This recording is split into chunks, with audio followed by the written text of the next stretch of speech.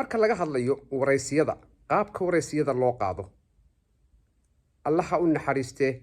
wariyihii rogcadaaga ahaa axmed xasan cawke waxa uu abbaari jiray amaba uu weydiin jiray siyaasiyiinta waraysiyo ku qotama xaqiiqda dhabta ah waxaana uu weydiin jiray su'aalo aad u la yaab leh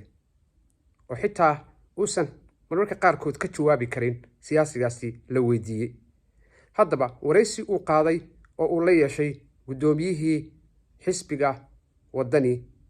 ee cabdiraxmaan ciro bal aan idiin kala baxo waraysigaasi qaabka uu u dhacay iyo sida uga jawaabayo guddoomiye ciro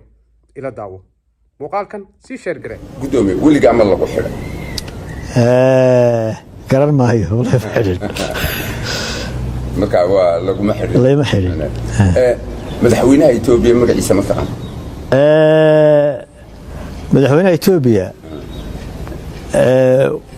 waa la kulmay dhowr jeer laakiin hadda magaciisa korka kama hayo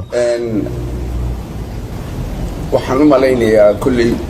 maba garanay sidoo markaa waad yaray barasaabkii ugu dambeeyey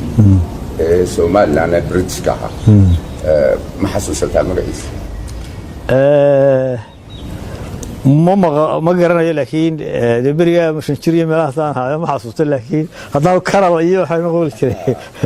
شكوي كبير جدا به يا كرر بن مغلي كذا وهاكي قدام بيجي وكيقول رئيس الوزراء هالجبوتي رئيس الجبوتي ما قاعد يسمع ترى رئيس الوزراء جبوتي waliba muddo imika soo xaao Ismaaciil baa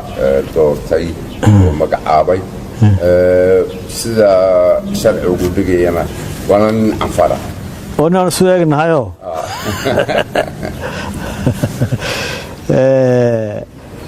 waxa laga magacyada kulliisa ma la xasuustooda